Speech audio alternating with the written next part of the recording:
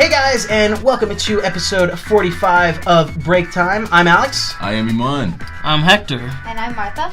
And thank you very much for tuning into this very informative, this very crowded episode of the Break Time podcast. Guys, before we get started, as always, if you want to see what we talk about or skip to any conversations that we have throughout the podcast, you can go to the link in the description. You can go to the description and you can kind of see timestamps on what we talk about if you want to skip to a certain conversation in particular. Also, there's a link to our Teespring store if you ever want to support the podcast in that way. So today we have two very special guests, Martha and Hector. I keep wanting to call you Mariah. I don't know why. I get that a lot. I know exactly why I want to call you Mariah. I knew someone who was very short like you and was a female, and her name was Mariah. Yes, we're very common. Yeah, like that. Short females were very common. Yeah. But yeah, so this is Martha, this is Hector, as I said before, and y'all are seniors at Brennan High School here in San Antonio. Yes. Yep. Okay, and the reason we have y'all on is because y'all helped organize and put together the walkout that happened at Brennan, which was something that was happening obviously across the country, something that a lot of high schools and a lot of students were gearing up for and doing. And we're going to talk a little bit about that, but before we do, we kind of want to, because obviously we're going to get very serious at a point, we kind of want to open up the podcast kind of laid back a little bit. So normally how I open it up is I ask everybody how their week went, and I always start off with Iman. So Iman, buddy, how has your week been? My week is pretty cool, dude. I'm going to say the same thing I say every week. This is a product of my early onset dementia. I did a lot. Probably saved the governor at some point. Wrestled an alligator. Can't recall any of it up until the last 10 minutes. So the drive home from work was pretty smooth.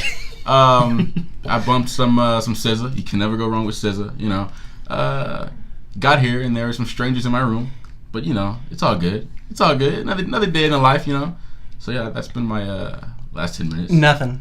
Dude. You hang out with a girl? Did we do something? We hung out Friday or Tuesday. No, Monday, right? No, Tuesday. Tuesday? We smoked some cigars and hung out and stuff. Yes, like adults. Yes. I did something with my girl, man. I did something. Yoga. Yes, we did yoga. How did I know? I knew. I didn't tell you. Yes, you I did. didn't tell you. Did. I did? Yeah, when I went with you to go pick up Ebony. You were in the class, right? No. I was the medicine ball.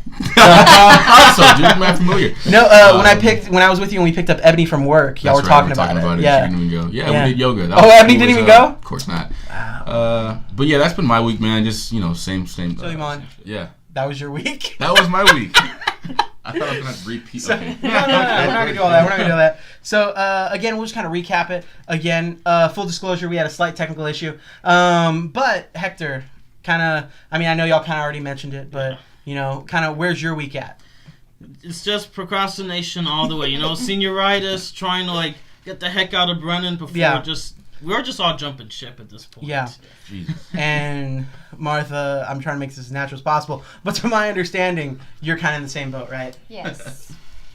And memes. Oh, I'm so upset we lost that. Look, we have an insight. That's true. Yeah, we have a senior week coming up. We get to dress up. I get to dress up as a meme.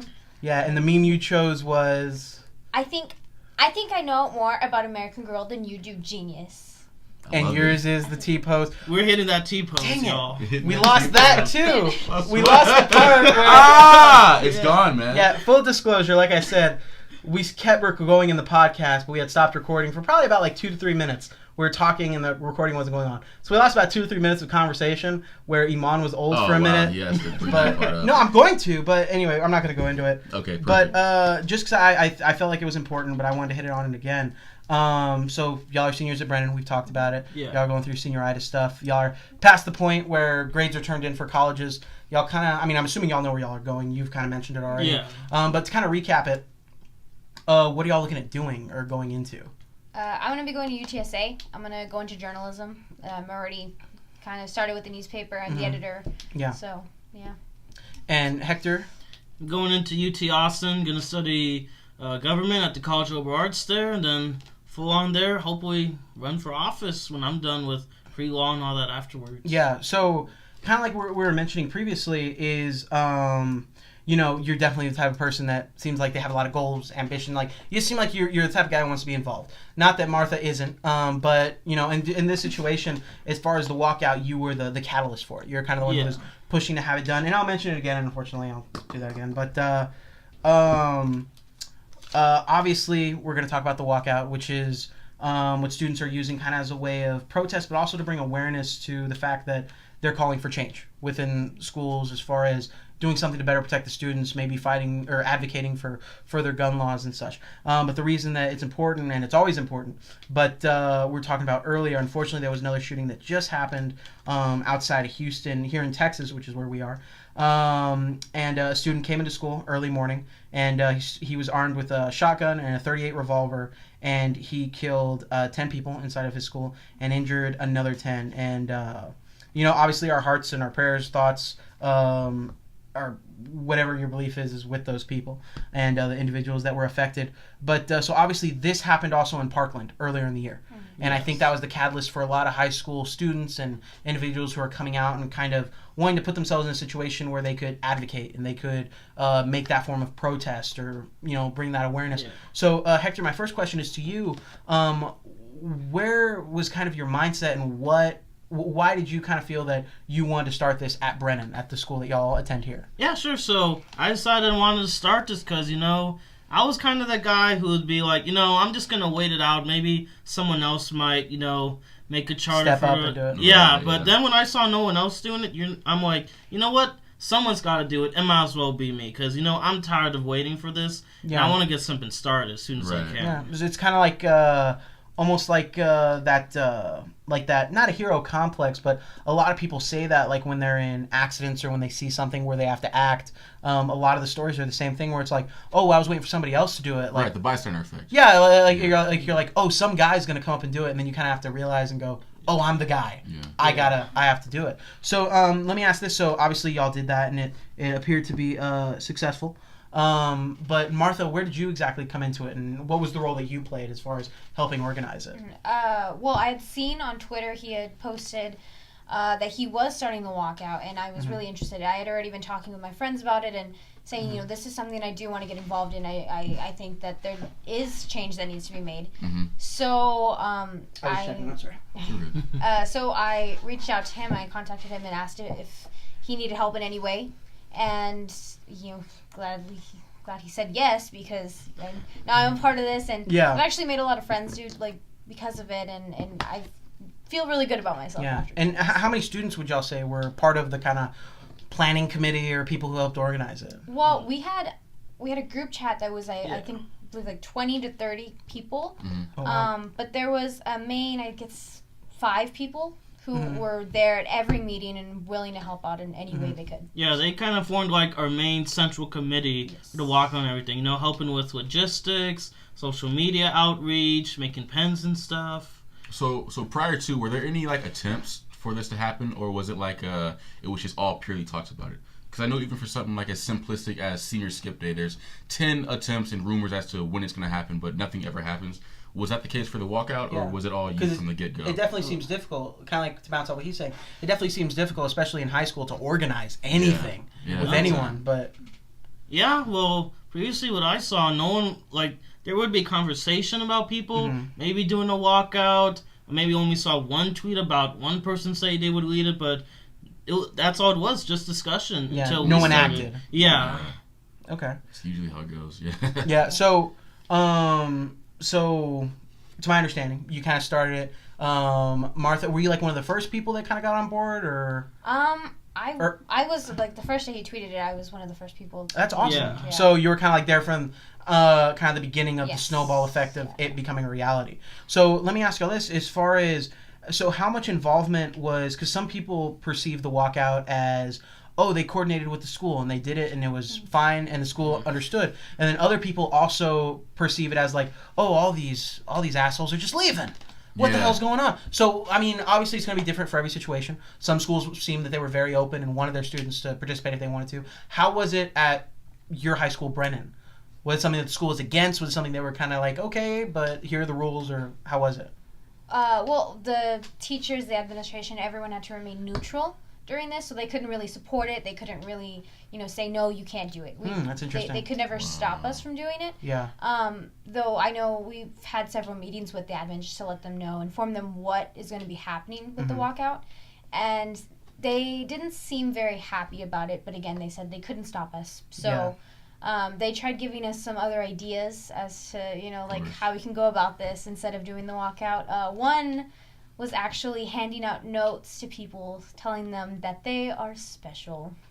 Oh, wow. So, which isn't a terrible idea. It's not, but it's like... It downplays the message of it. It definitely does. Yeah, and my thing with... Because obviously we went to Brennan as well. And my thing was one of the reasons that because me and Martha were talking about this earlier.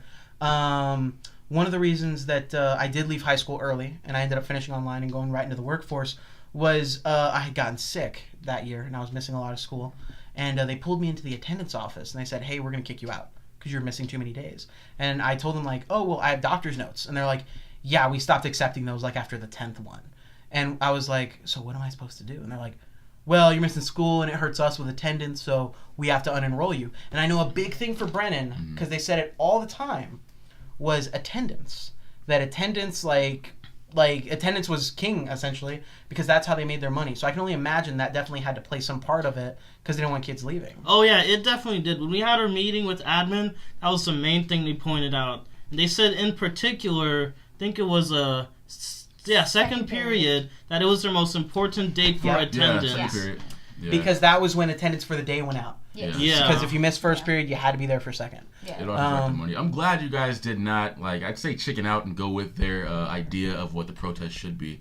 I heard somewhere, I think it was fucking Charlemagne, he said that when you protest, it's not supposed to be inconvenience of anyone on either side. A protest is meant to disturb and make cause for discomfort, because it's going to cause for attention, which is what a protest needs to attract.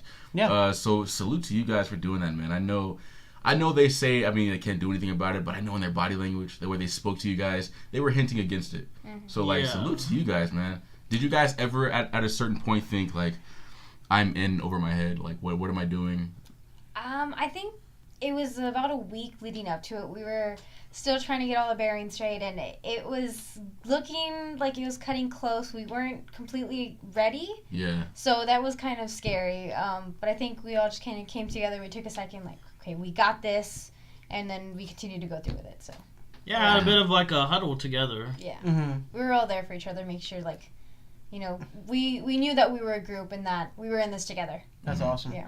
So a question I had was, obviously, if you talk to most adults, if you talk to if you see it on the media, it's kind of the walking out is almost villainized to an extent. Like, all these kids, they don't know what they're talking about, they don't know what they're doing. Right. And that's something you hear from adults, Now, I was interested in, did you have peers and students that seemed like they were very against the walkout? Did you have students that kind of made their voice known against it? Obviously, because the teachers and staff didn't. Students from our school, no, but there was, sadly, there was a threat that someone was going to shoot up the walkout, which was absolutely terrifying for us. But again, we were a group, we were united, we decided to continue with it anyway. Yeah. Because that would be the whole point. Exactly. Of course. No, in fact, it strengthens the reason for us walking out. It emboldened us as a team to continue moving forward with it. Yeah, because at that point, obviously, thank God nothing happened, but obviously at that point when you have a threat, that's why there are presidents, when their lives are threatened, they go, well, I'm going to do it anyway. Because it shows that you're not backing down from the fight, because the fight is more important than potentially your life. That is sometimes what happens. It's a challenge, but to build off of that, obviously when you're coordinating something like this, I would imagine it was the entire school that did it, the walkout. There's a lot of lives involved, a lot of bodies involved, students involved. So the accountability in the end will come back to you guys. So was there any sort of planning for any kind of what if? And if so, what were the what ifs? Because I know being accountable for that many people, there has to be some variables that are outside of y'all's control. Like if someone gets hurt, falling down the stairs, leaving. If people act up. Just horseplay. We had, when we talked to admin, we explained to them that there was this threat, and they looked into it. They made sure to check, and nothing too bad was going to happen, and that it was only just a threat. Mm-hmm. But they did have some police officers out there.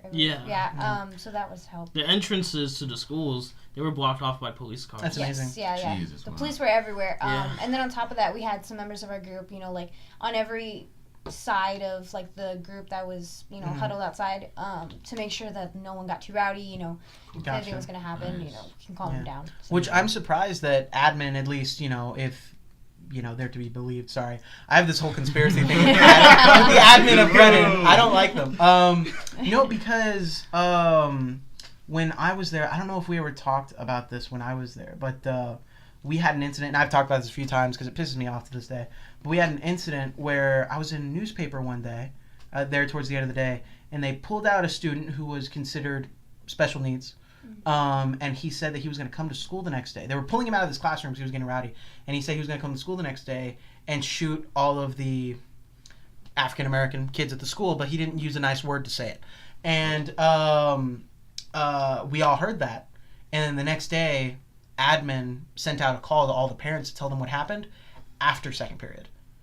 So they waited for attendance to be taken, and then they said, hey, just want to let you know, we had a threat. And then parents picked up their kids immediately. But what would have happened? My whole thought process the whole time was like, what would have happened if, something would have happened and they didn't tell anybody? Yeah. But now, obviously, they seem to be doing something about it, or at least looking into those things. But also, I feel like they're almost, now they have to be, there's no room for hesitation on their part now. Because this is something that unfortunately is happening. And in Texas recently, it's happened very close to us. It happened, where... Santa Fe. No, Santa Fe. Spring. That's the one. Sutherland Springs. Sutherland Springs. Yeah. I got to meet, because I work with a charity group who dress up as superheroes and visit kiddos in hospitals. And I had the great privilege of, I got to meet, oh God, I just hit it again. It's fine. I had the great privilege of, I got to meet the young man who was shot a few times there. And so unfortunately that is something that's very close to home is what I'm trying to say. But it's now, how was the turnout of the event? As far as, did y'all have a good amount of students that showed up? Did it seem like participation was there? I know y'all had some speakers as well. How was all that? Kind of walk me. Yeah, it was very well organized. I don't know how much you looked into it, but I went through their itinerary and stuff. It was very well put together. They had a whole, Okay. It was great. But sorry, go ahead. Yeah. Hold on, I can't. Well, how many folks? So the count that I got from someone from BTV said around 200 plus students participated. That is fantastic. I was shocked when I heard about that number because at first you were guessing maybe around 50ish people would come, 100 at best, but when I was told that number, my eyes were just livid. I had no idea there'd be so many students passionate in this issue that they'd be willing to walk out. I remember as soon as it was 10 o'clock, everyone stood up and we started walking out. And again, I wasn't expecting to see that many people, but we were in the same class. And we were just looking around, seeing all of these kids come out of their classrooms, and we were just amazed. We were just looking at each other like, wow, we actually did this. Yeah. That's amazing. That's actually really badass. Now, y'all had some speakers there. Who were those speakers? We were both we were two of the speakers, and we had some of the other people who were helping organize them, organize the walkout. They were some speakers, and then at the end, we still had some time left over, so we invited some people in the audience if they wanted to say something. That's amazing. Yeah. Incredible. Yeah. Now, because from what I read from the itinerary, y'all actually, at least from what I remember, y'all talked about what y'all can do. As far as to be heard, or to what were some of those things y'all told students, like what they can do to be heard or potentially help out with this issue that y'all are trying to spread awareness to and combat? Yeah, biggest part that people could do, voting, registering to vote, making sure you're informed on local officials and everything, well, issues I mean, but also on your elected officials as well, especially in the local area, because that's where it all matters. They affect your lives. You could always vote for for a senator or congressman, but the people in your local district, your judges, your court counties, your commissioners, they're the ones that are actually impacting your life. And if you have the ability to vote them and everything, you have a voice in your government, you could cause real change there. And that was a message that we emphasized on the participants of the walkout, because most of them are already 18 and everything. Yeah. And they're able to vote. Some of them haven't registered. Some of them still, they didn't even know how to vote. So we helped them register to vote and everything. I think we used a resist bot to put them right. We used that. That is insane. That's so badass and inspiring to hear, because that is definitely something where, in a way, not to toot your own horns or anything, or to toot your horns for you, but in a way, y'all are kind of helping prepare students for actual life more than the school is. Yeah. Because the school at no point sits you down and goes, here's how to vote, here's how to do your taxes, here's how you can change your life. And y'all actually kind of were able to help students and give them an outlet and tools to say, like, hey, this is exactly what you can do. And that's absolutely insane. So I'm curious. So you guys had this whole event. You guys had speakers. It was a big event. You had to fight the administration to put to even have it happen. So after the dust settles, right, and you go to school the next day, did you guys notice any kind of residual, any change? Was there a vibe in the air that just felt different? What did you gain or lose even from doing this? Like a lasting effect. Right. What was the effect of this? Negative or positive? I mean, there were still a lot of talk about it. I know a lot of people have been like started tweeting more about it, getting more involved, learning more about what has actually happened and what's happening currently. So that was good. So we kind of gave them an idea. We gave them some more information that they didn't know before. And that was like one of our main things that we needed to do. And even admin actually, immediately after, they were pretty surprised and pretty proud of us for actually, pulling this off without any hitches in it. So nice. Yeah, a lot of students I noticed the week after the walkout, there was like a sense of like awe and like they were actually informed on the issue. So now people were actually having conversation about it. I had a few people come up to me and they're like, "Whoa, you're the dude who talked in the walkout. Congrats, man." I'm like, yeah, thanks. Yeah. Well, I'd imagine it also brings students together to an extent as well. Oh yeah, it certainly did. So, I guess my question further to you guys is, and this gets a little more, I guess, in depth on the issue itself. Y'all as individuals, I mean, obviously y'all see the issues that are going on. Y'all see that we're having shootings. Y'all see that we're having issues with, gun control and what we can do to help prevent these issues. As individuals, is it something that y'all give a lot of thought to as far as what y'all feel could be a potential solution? Or steps that you think we could take as a society? Like, if you were the person who's the councilman, the district person, the guy who can potentially push those decisions, right? What would y'all do? Or, have y'all thought about that at all? Yeah, there was something that I was speaking to people from BTB literally like right after the walkout, and that was actually one of their questions, like, what was something you might do, just starting at the school level. And one thing I suggested to them is that, no, you should have more resources to help students with mental health and everything. Because I know in Brennan, it's a pretty big issue with students. Sometimes, like, to go to school, they don't feel that good mentally. Like, depression, anxiety, all that stuff. And what I told them was that, we should have, like, a resource person there for mental health. Have someone to talk to, feel comfortable and, like, just let it all out. Because, I mean, not to back on anything, but some people don't feel comfortable talking to the counselors and everything sometimes because they feel scared to approach them. But if we had a place where students could feel more welcome, they could feel relaxed, and they could talk about what's going on with them, I mean, it definitely goes a long way to helping out those students, everything as well. And also because, I mean, not to have any offense, but a lot of these shooters, they've had mental health issues. They had trouble going on with their family. They had trouble with their peers and everything. Maybe they weren't raised in a very friendly environment, and that it gets to you, man.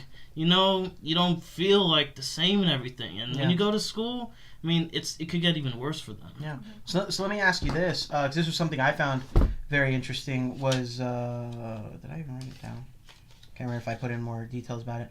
But, so this recent shooter that happened in Santa Fe, Texas, he was on the football team. He was a regular student. They ended up finding later stuff on his computer, stuff on his phone, where he was showing that he wanted to harm somebody. But never did he show any signs of a mental illness. So just to kind of, to play devil's advocate a little bit, can you foresee anything else that could be done besides just that for students who might not show those signs or people might not think to help? Well, I mean, there's the, see something, say something. So if there's anything suspicious, and especially when it comes to your friends, you need to listen out. You need to kind of hear these things because people won't be upfront with it. Definitely. Because, this is such a big thing. If anyone were to say, I'm just going to go shoot up the school, immediately, they're going to have authorities going to them. So, they have to be more subtle with it. So there are just some key things that you need to kind of pick up on. If you feel like that they're just not quite right. If they get very angry about anything, you just kind of need to like be there and kind of help them to cool down a bit, just so things don't escalate. Definitely. Yeah. Quick question. So, I graduated 2016. You graduated the year before me or months before me? Months, bro. Months. It was, okay. Yeah, because I didn't technically graduate. I got out early and finished. Yeah. Bounced. Yeah. So I put on the eject seat and I was like, I'm out of here. Just jump through a window. So the air when we graduated, even prior, was there were shootings going on, but we were still more focused on fucking ISIS. ISIS was the talk of the town back in our day. So when you guys still being in school, the intensity of school shootings happening now is way, way higher than when we were there. And I can tell you now that even when we were there, with the lack of school shootings going on, there was still a level of anxiety in the air because it was always a possibility. So I imagine now with it even being twice as possible for it to happen, seemingly to, for you guys to be affected by it, how did that play on the day-to-day of going to school, having to go to school? Mm-hmm. Well, I mean, I think what's so sad now is it's not a matter of what if anymore, it's about when. Like, when will it happen? A lot of people think that way. Yeah. Because it at this point it's just so common, and it really shouldn't be. Mm-hmm. And it's terrifying, and you shouldn't be going to school with that mentality of like, oh, when am I going to be the victim here? Yeah. It should be, I'm ready to go to school. I'm ready to learn and start my life. Yeah. Yeah. Before Sutherland Springs, a lot of folks in Texas were like, wow, watch, when that happens here in Texas, that ain't gonna happen. We're gonna shoot them. We're gonna shoot them. And then it happened here. Yeah. No, and it's a cruel irony. Yeah, and luckily there were individuals who could take up arms and do something, but then this one just happened, and that wasn't the case. There's a lot of times where it isn't the case. So I think, especially for us, kind of like Iman said, that wasn't something that was in our peripheral at all. It wasn't something we were thinking about, or even slightly like, oh man, like this is, when is it going to happen? For us, it was like, man, you never know, the school could get shot up. Now it's like, man, when? Like, kind of exactly what Martha said. But my point is that's definitely just nuts. That in the course of 2 years, that the perspective on it has changed so much. So do you guys see, I'd imagine with you guys organizing the whole thing, you study it pretty intently as to what happens and why it happens. Do you guys see at all a silver lining? Because guys like Alex and I, we don't really we don't focus on it because it's not in our it's not as high in our possibility as people who actually go to school. Yeah, and just to clarify, not that we don't focus on it, that's not important. It's that we're not in a situation where we're at high school every day. Right. So it may not be as at the forefront of our everyday mind as it might be for someone who's going to high school who, unfortunately, maybe it has to be at the forefront of their mind now. Right. So my question would be, do you guys at all see a resolve in this? Any kind of silver lining where things are slightly improving, or has it been the same since Sandy Hook back in 2012? Well, I know one silver lining is that there's more people talking about it now. When Sandy Hook happened, I remember back then when I heard about it in the news, there's all this uproar about it. But it just got to the side where it's like, tragedy happens, media talks about it, government makes some sort of promise to it, and then nothing happens, and the cycle just continues. And now more than ever, it's actually getting faster. It used to be where these school shootings would happen like once a year, once a month. Now it's like literally once a week. Even that. Columbine happened, and people were on Columbine for like 5 years. Yeah. The video game industry took a dive after Columbine because everybody wanted to blame video games. Yeah. But you were gonna say something, Martha? Yes, I was. I'm trying to get my thoughts all together. It's to me all the time. You're fine. Yeah, I know that. Yeah. But if you remember, just chime in. But so kind of to bounce off what Iman said as far as the silver lining, kind of like you mentioned, now it's being brought up to the forefront. People are talking about it now because before Columbine was like, man, remember when Columbine happened? That sucked. And there were still incidents that were happening that we weren't talking about because they weren't in mass. Mm-hmm. And now, unfortunately, it's taken multiple mass incidents for us to speak up and go like, guys, we're having this problem and it needs to be addressed. So, I guess what is something, so we talked about on the level of legislation, going out and voting. That's what us as individuals can do to kind of start helping ourselves out. What is something that you think we can do besides the counseling?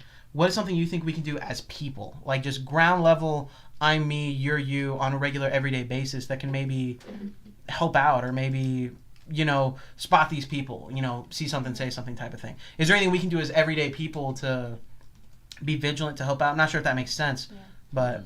Well, I mean, one big thing, which is, something we all need to learn, which isn't very common, which is that to just be kind to one another. Mm-hmm. It's very cliche, but at the end of the day, it does help, It does. Yeah, all it takes is just a smile, and you make their day. Yeah. No, I can definitely see that. And I know in high school that's particularly hard because I know for me, I was an ass in high school. I'm still an ass now. But in high school and in middle school, I was an ass because, to be frank, and I've had to confront it with myself, is I wasn't fully comfortable with myself all the time. And I think there are a lot of people who aren't fully comfortable with themselves in high school and middle school. And they use the kind of badgering, the outward momentum of negativity to make themselves feel better. And I think that's something that maybe if we as people can accept and start being nice people and understand everyone's going through that, that's something that can definitely help out. God, I had a question I'm trying to remember. Iman, I know you said you kind of had some stuff you were thinking about. Dude, man, let's get topical. Let's get some hot takes going on. Go ahead. So, I mean, we hate bringing up politics on the podcast, but obviously with a topic like this, it's bound to happen, right? So you had people, you had President Trump who said, and I can't even fault the guy with a situation like this. What idea seems feasible to conquer it? He proposed the idea of arming teachers. To me, not one of the best ideas, but I understand that different perspectives are going to have different ideas. So, coming from somebody who organized something like this, who's still going to school, is arming teachers in public schools, private schools, schools across America, is it that far-fetched of an idea, or do you guys see it as a possible solution? Well, I could see where this is coming from, because the assumption is if the teachers are armed, they might be able to protect their students and everything. But we don't always know how the teacher is going to react if they have a gun, especially if they've never shot one before. I mean, Of course there might be teachers there, they've had gun training before, but others, I mean, they're just going to school to teach and everything. They don't want to go there holding a gun and everything and having to confront with the reality that they might actually have to be at that segue between them and an active shooter. And I remember when Trump announced that, I think it was a few days later, there was an instance where a Georgia teacher, he actually went crazy with his gun. He barricaded himself and hurt a few students there. And I saw that story and people were saying, this is the reason why you don't arm teachers. Yeah. Yeah, because what happens when the teacher becomes the shooter? Yeah. Exactly. Look, mental health issues knows no age. We were in a class, dude. I don't want to call it a nervous breakdown, but one of our teachers had us. No, I don't want to name names either. Not Della Pena. Oh. What? We'll get into that later. We were in a class, the class that we had together, where I don't want to say she had a nervous breakdown, but one of our teachers had an episode outside in the music hallway. Don't want to name names. I don't remember who this was. Great. Oh yeah, she had an episode where I don't want to be crazy, but if she had a gun, we might not be here today. I'll leave it at that. I remember exactly what you're talking about. So yeah, man, mental health knows no bearings. It has no age. So God, I just feel like when you just blanket a nation that for the most part is very struck with mental health with more weapons, right? Instruments of disaster. I feel like not much good would come from that. Call me crazy. I think we can all agree on that for the most part. But yeah, I just had that epiphany right now. Because even prior to this conversation, I'd always say it seems like a crazy idea, but I don't know. Maybe with proper training, it could be a feasible option. But I mean, the tax dollars then have to pay for training and then guns and ammunition. We're talking lives, right? I understand, but I'm saying from every conservative that's going to pop up, that's what's going to happen. Whatever. I don't want to point fingers at conservatives or liberals. It's conservative. Fuck it. I don't know, man. I don't know. I want to ask, but I don't want you guys to pry. I don't want to pry too much into your personal affiliations if that's not what you're comfortable with. But I mean, what side do you guys feel like you reason with most? I don't even want to say side, but where do you guys feel in the big civil war of ideology that we have going on? Where do you guys feel you would lie more? Because liberal, conservative, libertarian. Yeah, just to break the ice a little bit, for me personally, I'm very much, and I think me and Iman are a little similar, where I'm very much being a Texan, I'm very much like, I think we have the right to our weapons. I think there definitely needs to be more structure as far as what it takes to get a weapon, because it's very easy. But there's also a part of me where these things happen, and I kind of have that argument with myself where I'm like, well, is it worth us giving up guns, or should I protect that liberty at the cost of maybe someone else getting hurt? So, but as far as like Iman said, what is your kind of take on it? Well, I'm gonna have to agree with you there. Yeah. I'm very in the middle with it. I don't want to take away anyone's rights, but at the same time, it's hard because you have so many of these tragedies happening. There has to be some way to stop them, and that's the first thing that comes to mind is taking away guns, which again isn't what we're exactly aiming for. It's just a big thing that keeps constantly popping up throughout this topic. And for me, my kind of argument with that is like, people hit people with their cars. Yeah. And I know this is everyone's argument, but like, we don't take away cars, Yeah. There are a lot of people that get pregnant. We're not cutting off people's things. So that was just me. Iman's like, I still want to have kids. Right. But Hector, your opinion? Yeah, definitely. I'd say I lean a bit more liberal than most Texans would, but yeah, I'm still all about, we're not gonna take away your guns or anything, because like that's what divides like most liberals, and then you got those more far leftist people. I've seen people go as far as to say, repel Second Amendment, but then I'm like, if you take away that, you're literally like taking away a constitutional right. I mean, we still gotta have weapons and stuff, but the real question is like, how are we using them to like keep us safe, because if they're the same weapons that are killing people and you want to use those same weapons to defend yourself, I mean, you have to reason with yourself, like, do you want to take them away or do you want to keep them for self-defense? But me, I'm just all about, there's regulation to it, not taking away, but like encourage people to like not like have as much of them, but also prevent those people who might want to harm people with them, that way it might at least do something, Yeah. At this point, like, it's just gradual steps. I think it's like, to me, it's blatantly obvious. We had this conversation a while ago on the podcast. I can't recall what episode, but we were saying how, tell me if I'm wrong, but the right to bear arms or stipulations about that amendment were made at the same convention where it was deemed legal to label a black person 3/5 of a human in America. So obviously, the Constitution that we're dealing with is not very updated, right? And I think when you forget to update things as time changes, your backbone is based off of a very flawed system, a system that no longer exists. Like every other fucking month, there's a new iPhone update. I think there should be some sort of revision when it comes to the Constitution that we live on. Call me crazy for thinking that, but I don't know. It just seems weird to me. I don't know, like what's your take on us living with that system? I mean, it seems so obvious that it seems obvious that an update would be needed if it was made so long ago, but what do you think the reason for that not happening is? Well, the best thing I could say is like, you have people who don't want to like do anything to change with the Constitution. You got people who are like, let's keep it as it is. There's no way to change it. Because, they're like, if it's worked with us for the past, like, 200 plus years, why change it now? That's an argument I see most of the time. Mm-hmm. Yeah, people can be old-fashioned, especially the people in government who are, like, old and dying and, those kind of people. And white. Thank you. Someone said it. This is going to slowly turn into us just shitting on conservatives. Yeah, right? If it has to be. I know. The elephant in the room. Go ahead, Martha. But yeah, it's hard to, kind of change their minds. And yeah, it's something that, everyone knows needs to be changed, but they just don't see it that way. Yeah. So, yeah. I felt like this was going to happen. I love it. Fuck it. It needs to be said.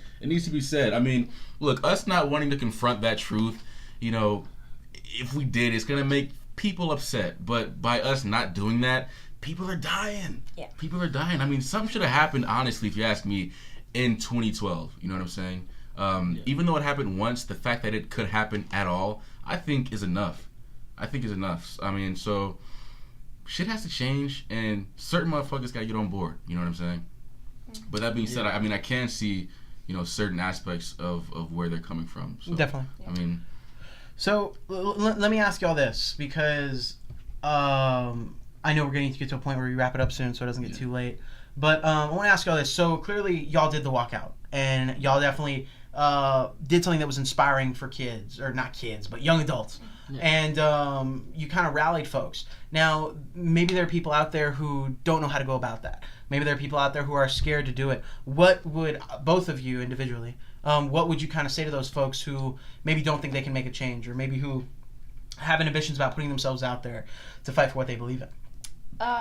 Well, actually, that was something we were talking about. A worry of ours with the walkout is that a lot of kids are going to be feeling like they can't do it, that they can't join the walkout, that if no one else in their class was going to do it, then they can. Mm-hmm. But what I would tell to them is, it doesn't matter what anyone else thinks. It's what you believe in. And, with such terrible things happening, you need to have a voice in it. When I was little, I was told a lot by my whole family was, you're too little to have an opinion. And I believed them for a long time, but then as I got older, I realized that's BS. I do have a voice, and I should use it. And I'm so glad that, here with the walkout and everything, I have had such a big chance to use my voice. Yeah. And it feels great to do that, to let people know that there is change that can be made. Yeah. You can be a part of this change. And you're never too young to kind of speak out to fight for those changes. Yeah. Definitely. And Hector, what would you say to those people? Yeah, best thing I could say to them is, reach out to other people just like you. Like Martha said, you're not alone in this. There is certainly a lot of other people who think the same way you think and everything, but you gotta find them, because they might be too timid as well to go about, and they might have that mentality we talked about earlier, where it's like you don't want to go in because you want to wait to see if anyone else is gonna go in. Like, let's wait for that guy, but you're that guy. You gotta go out there and reach out to those people. That's how I got to do the walkout with Martha here and the other people in our group. Just started out with one guy reaching out, saying, hey, let's do this walkout thing. And then people slowly started coming over because they saw one guy was finally standing up and everything. Definitely. So there's something I like to do on this podcast when we're about to wrap up, and that's bring everything full circle. And I think you just about did it for me. It's my favorite thing, to bring it all full circle. So kind of like what we said at the beginning is there's the hero complex where you have to be the person to make that first step. And kind of like you were saying at the end right there is, people are going to be put in that position where they're waiting for somebody else. And I think the lesson here, if anything, is that more often than not, even if you don't think so, you have to be the person to stand up and to take that first step to make that change. Whether you have inhibitions, whether you're scared, sometimes you just got to take the leap and walk off the cliff and hope that, it's going to turn out all right.